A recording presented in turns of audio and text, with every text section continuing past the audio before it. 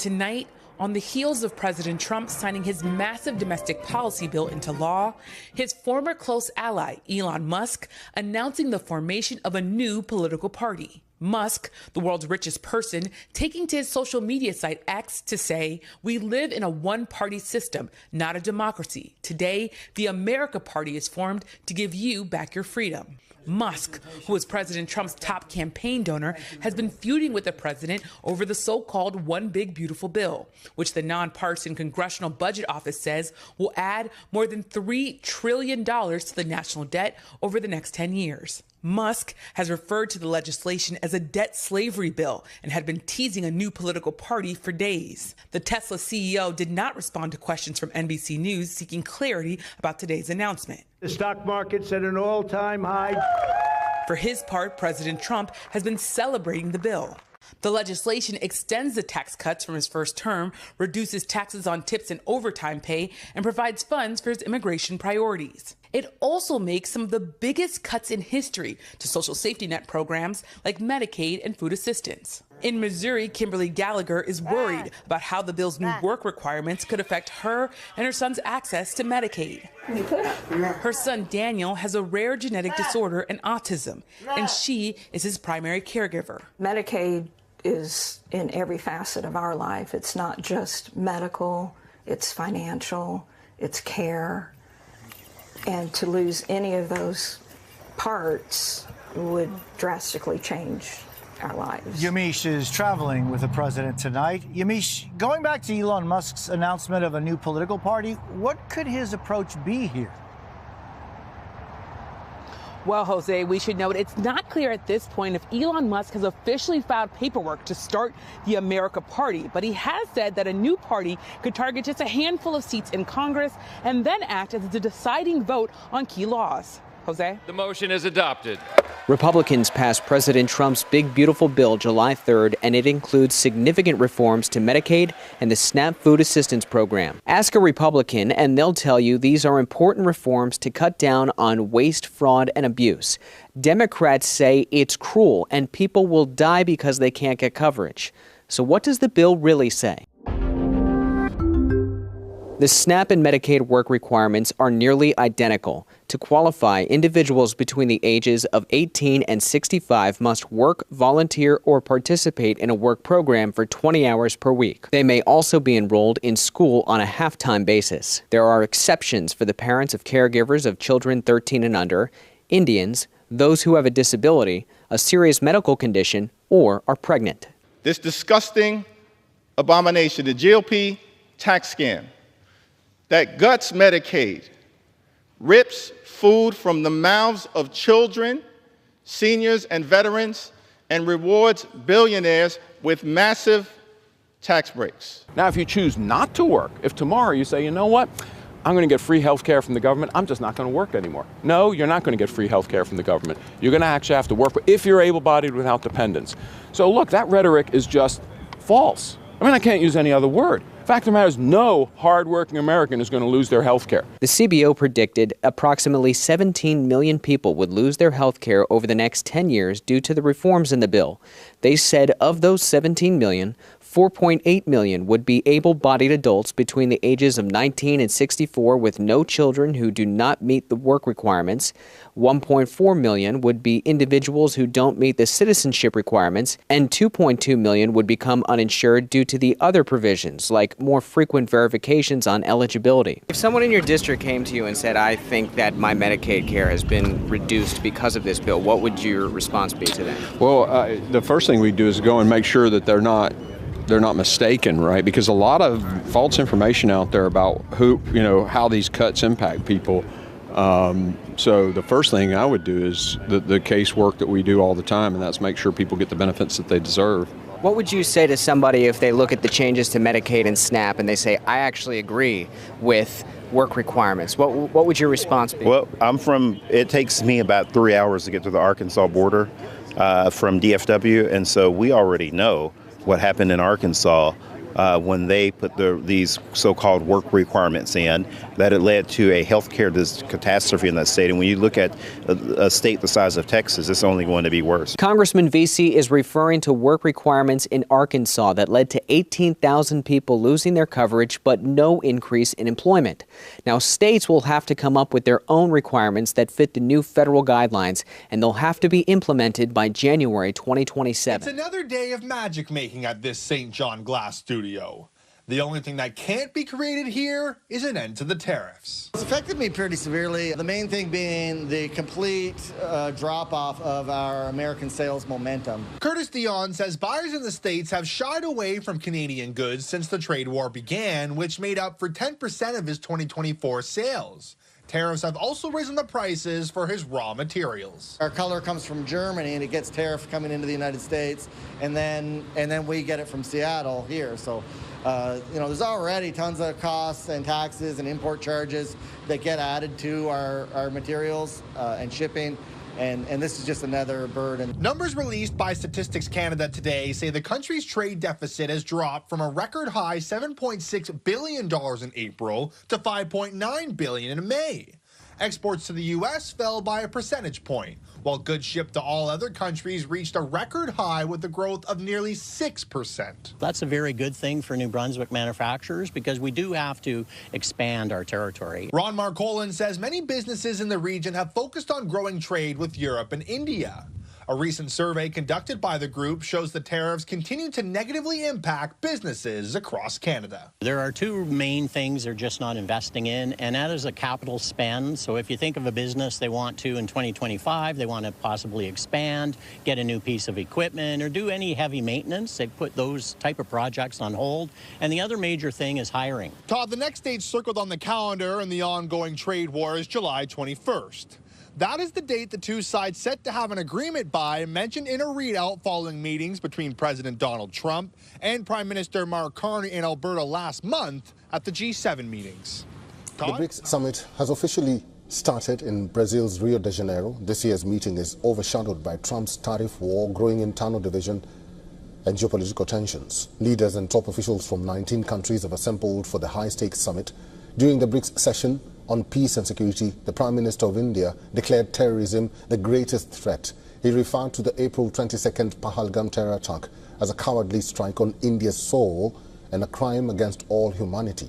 The Prime Minister urged that condemnation of terrorism must be a principle, not a matter of convenience. He again warned against double standards, stating that victims and supporters of terror cannot be treated equally.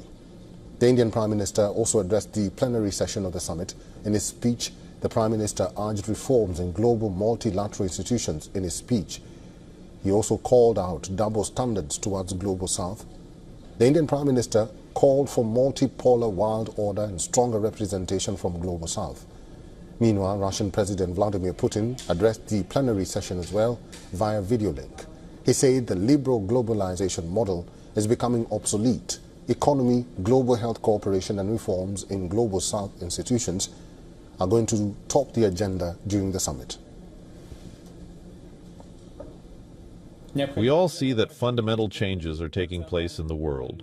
The unipolar system of international relations that served the interests of the so-called golden billion is becoming a thing of the past. It is being replaced by a more just, multipolar world. The process of changing the world's economic order continues to gain momentum. Everything indicates that the model of liberal globalization has become obsolete. For the first time since 2012, China's President Xi Jinping has skipped the summit. Beijing has cited scheduling conflict behind the decision, avoiding the risk of arrest under an international criminal court warrant. The Russian president did not travel to Rio, but instead sent his foreign minister. Indian Prime Minister Narendra Modi will remain in Brazil for 4 days. Beyond the summit in Rio de Janeiro, he will be holding bilateral talks with several countries on the sidelines. He will meet Brazilian President to broaden the strategic partnership between the two countries. BRICS has recently expanded itself by adding new members that include Iran, Saudi Arabia, the UAE, Egypt, Ethiopia, Indonesia, and 10 other strategic partner nations including Cuba and Vietnam.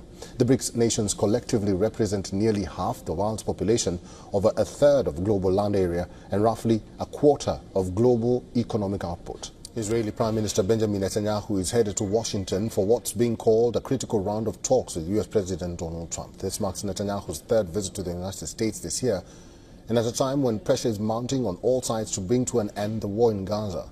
Before departing for the White House, Netanyahu said there is now a real chance to broaden the circle of peace and to shape a better future for both Israel and the West, or West Asia. Israel has also sent a negotiating team to Qatar, which has served as a key mediator between Israel and Hamas. There is also a great opportunity, and the opportunity is to expand the circle of peace, far beyond what we could have imagined before. We have already changed the face of the Middle East beyond recognition, and we have the opportunity and the ability to change it even further, and to bring a great future to the State of Israel, and to the people of Israel, and to the entire Middle East. Apart from Trump, Netanyahu will also hold talks with other top officials, including U.S. Secretary of State Marco Rubio, Defense Secretary Pete Hegseth, Trump's West Asia envoy Steve Witkoff, and others. Efforts to secure a ceasefire in Gaza now appear noticeably different from those in the past. This time, the calls for a deal are emerging from within the Prime Minister's office and political base. In Tel Aviv, opposition to the war in Gaza has been growing. Many people are questioning the prolonged military presence in the region, especially after more than 20 soldiers were killed in the past month, and that's according to the military.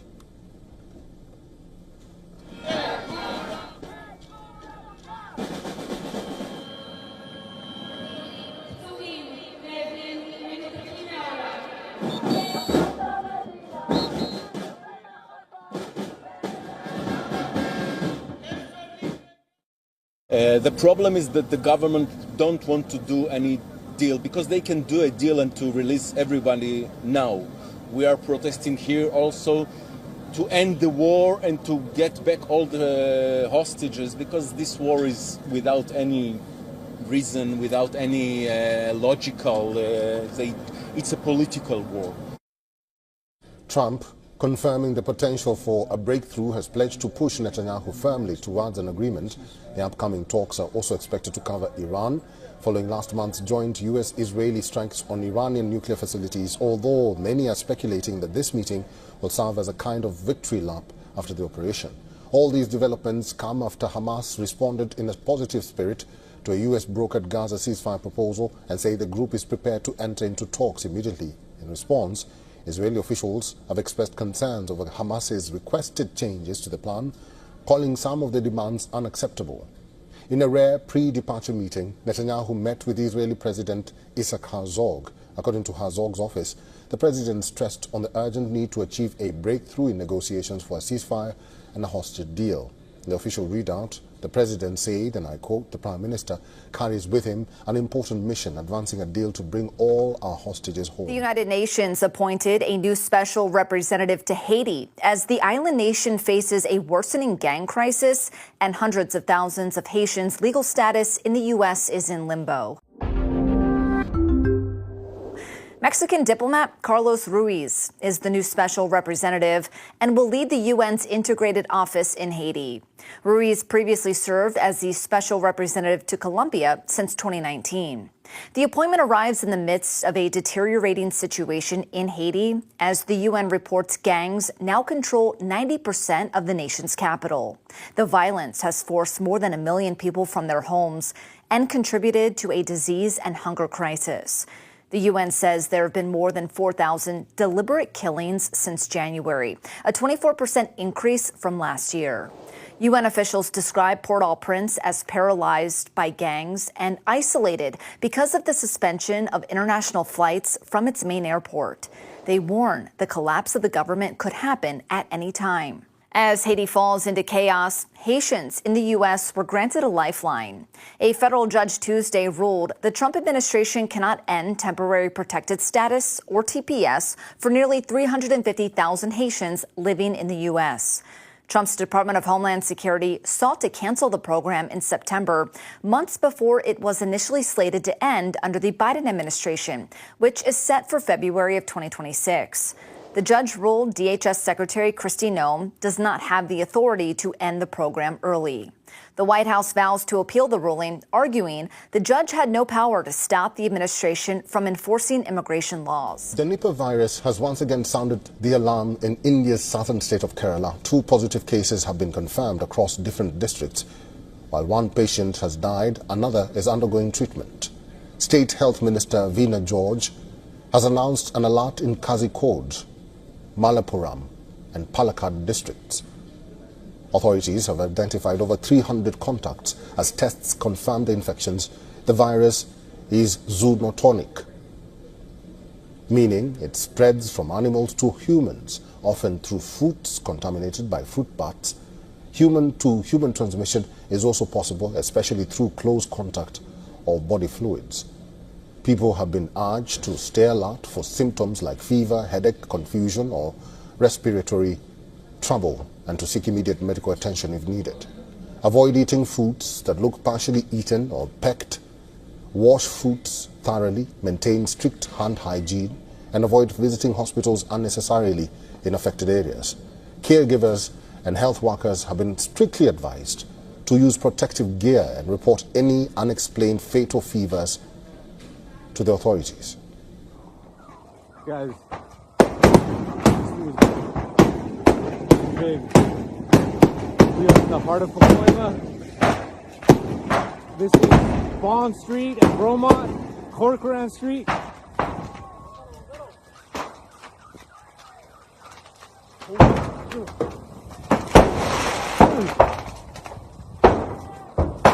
Let's go. I'm gonna try to give you guys the best angle for this, but I think I'm risking my life. And I know my lungs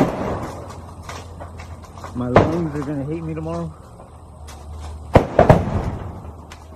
This is 3-4 houses down from my house.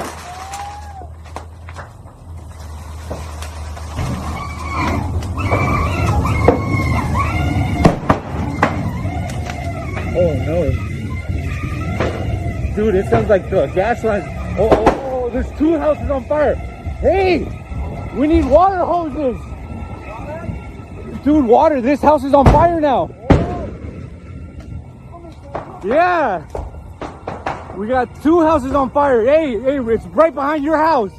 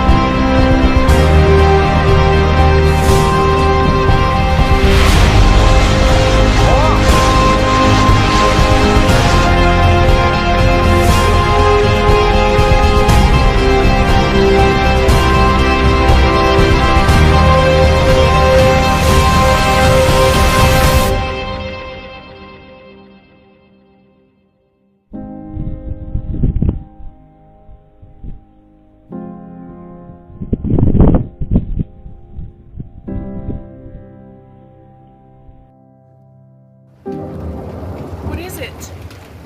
It's going for a long time. A ball of light hovers over a field. It's like a fireball, but not really. It's the wrong color. And this couple from Rich Valley, Alberta, was mesmerized. After a rather vicious lightning strike, we saw the ball of fire kind of retain, 20 feet above the ground. The cell phone video was captured an hour northwest of Edmonton by Ed and Melinda Party. It shows the ball of light for about 20 seconds before it disintegrates. They were under a tornado watch and experiencing a thunderstorm Wednesday evening when they saw this about a kilometer away from their home. Yeah, it was moving horizontally above the ground. Incredibly bright, too. It was very bright. It was really bright. Off in the distance, they see something glowing there. But what exactly is it? According to one scientist, it could be ball lightning or a form of it.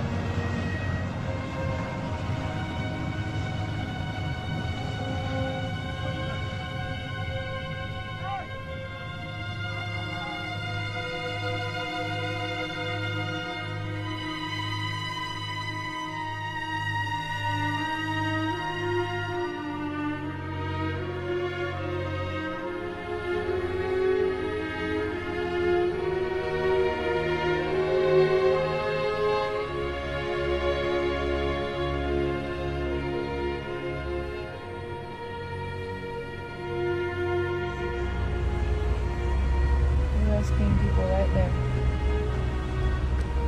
We're looking.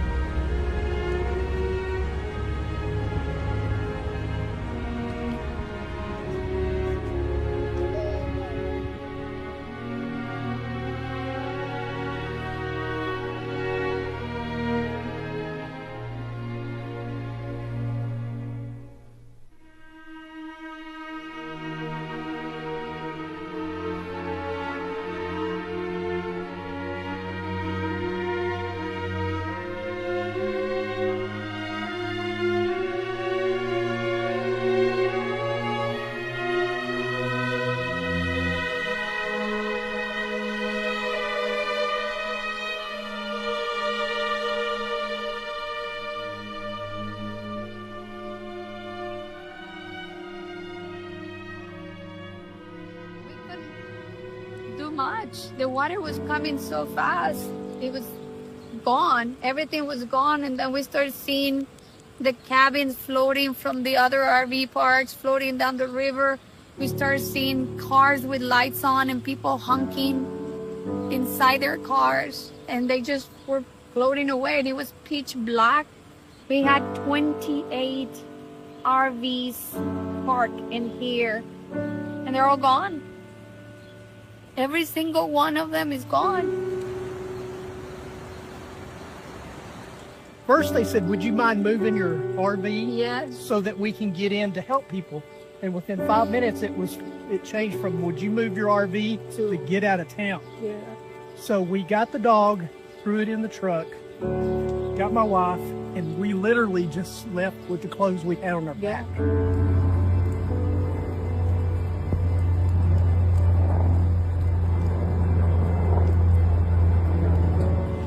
When I woke up, the water was up to my 2 foot into my RV, and I grabbed my dog and my wallet, and I tried to get out of my RV, and a truck had me trapped. So I finally got out, and I just hear screaming kids and kids and a family, and we heard ladies and children crying for help in the middle.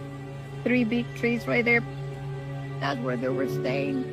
I tried to swim over and had my dog, and some guy grabbed me out, and I tried to go help the family, and I couldn't get to him. Lady screaming, I know. help, help, help. It was pitch black. There was nothing we could do about it. Not just you. And We had over 50 rescuers in here And nobody could do with anything. boats and everything. They tried, but it was so dark. I didn't know if they lost their lives. We don't know. Yeah. We're I heard there was praying. kids hanging on to trees, and then the lady was screaming, and my wife was really upset when she heard them. Yeah. Too much of it.